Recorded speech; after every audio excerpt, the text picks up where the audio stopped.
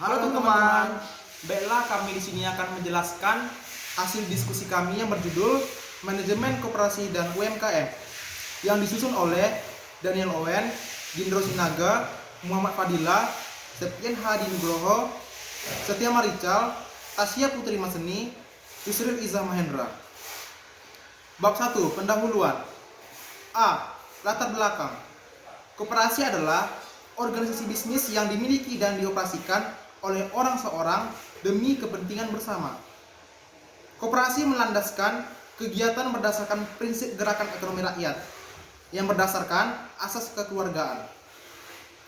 Bab 2. Pembahasan. A. Sasaran koperasi. Suatu pasar disebut bersaing sempurna jika terdapat banyak penjual dan pembeli sehingga tidak ada satupun dari mereka dapat mempengaruhi harga yang berlaku, barang dan jasa. B. Koperasi dalam pasar persaingan sempurna. 1. Koperasi adalah badan usaha. Artinya, lembaga yang mengelola usaha, misalnya usaha pertokoan, produksi barang, dan usaha perkreditan. 2. Koperasi ada yang beranggotakan orang. Ada pula yang beranggotakan badan hukum koperasi. Dari pengertian di atas, maka dapat diklasifikasikan menjadi dua macam. Yang pertama, pasar dengan persaingan sempurna. Yang kedua, pasar dengan persaingan tak sempurna. C. Analisis jangka pendek.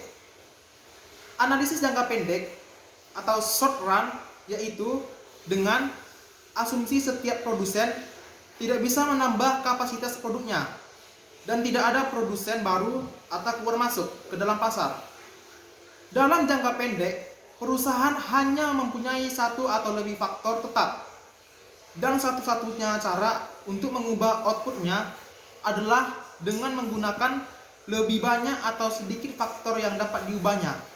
Jadi, kurva biaya perusahaan dalam jangka pendek adalah relevan dengan keputusan output yang diambilnya. Koperasi dengan kemampuan yang sama. Dalam kompetisi sempurna, suatu koperasi tidak mempunyai pengaruh dalam mengendalikan harga.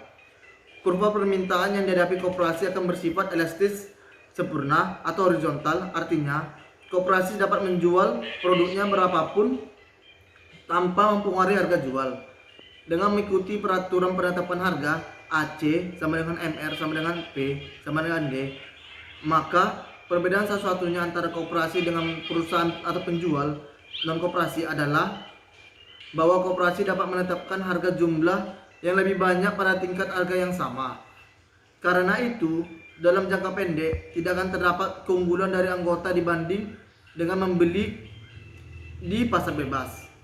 2. Kasus koperasi dengan kemampuan lebih rendah. Pada pasar persaing sempurna, koperasi dapat kemampuan yang lebih rendah, berarti A. Kurva biaya rata-ratanya berada di atas harga jual, atau B. Biaya yang dikeluarkan koperasi lebih tinggi daripada biaya pasarnya. Dalam kondisi seperti ini, tidak akan mampu untuk bersaing kendatipun koperasi dapat beroperasi dengan menderita kerugian.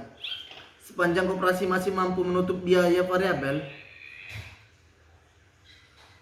koperasi masih dapat melaksanakan kegiatannya dengan harapan dalam waktu panjang koperasi dapat menghapus kerugian tersebut. Tetapi kondisi ini akan menyulitkan koperasi karena koperasi harus bersaing dengan harga perusahaan non koperasi yang telah bekerja secara efisien. 3. Kasus koperasi dengan kemampuan yang lebih tinggi. Suatu koperasi dengan tingkat kompetitif yang lebih tinggi dapat memproduksi output dengan biaya yang lebih rendah daripada pesaingnya. Bila operasi mendapatkan harga sesuai dengan prinsip maksimal profit, keuntungan yang dapat diraih oleh koperasi akan lebih besar dibanding dengan perusahaan pesaingnya, karena ia dapat menjual lebih banyak pada tingkat harga yang sama dengan harga pesaingnya. Karena ia dapat menjual lebih banyak pada tingkat seperti ini, sulit untuk menstabilkan dan keunggulan koperasi akan dierosi oleh waktu. Analisis jangka panjang atau long run, yaitu dengan asumsi dimungkinkan adanya perluasan kapasitas produksi Sehingga jangka waktu yang dimaksud di sini bukanlah perspektif lainnya waktu yang digunakan, melainkan yang menjadi perbedaan apakah waktu produksi yang digunakan itu konstan atau berubah. Kesimpulan, suatu koperasi yang memiliki kemampuan manajerial yang sama dengan para pesaingnya, ia tetap tidak akan mampu menawarkan pelayanan kepada anggotanya dengan lebih baik daripada pesaingnya. Kemampuan itu mungkin ada, tetapi hanya dalam jangka waktu yang sangat pendek. Dan hal ini tidak ada artinya jika koperasi mengharapkan eksis dalam jangka panjang.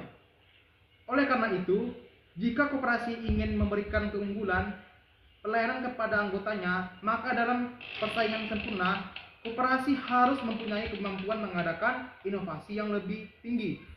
Tidak hanya dalam jangka pendek, tetapi juga dalam jangka panjang. Ini adalah tugas yang sangat berat bagi koperasi, dan kebanyakan koperasi tidak akan sanggup memenuhinya. Dalam jangka panjang, dapat diharapkan dengan asumsi bebas masuk dan keluar dari pasar, keunggulan kompetitif dapat tercapai dengan introduksi inovasi baru. Tetapi perusahaan, perseorangan, dan perusahaan-perusahaan lainnya akan melakukan hal yang sama sehingga koperasi tidak mempunyai keunggulan khusus. Baiklah, sekian dari hasil diskusi kami. Mohon maaf jika ada kesalahan kata. Terima kasih.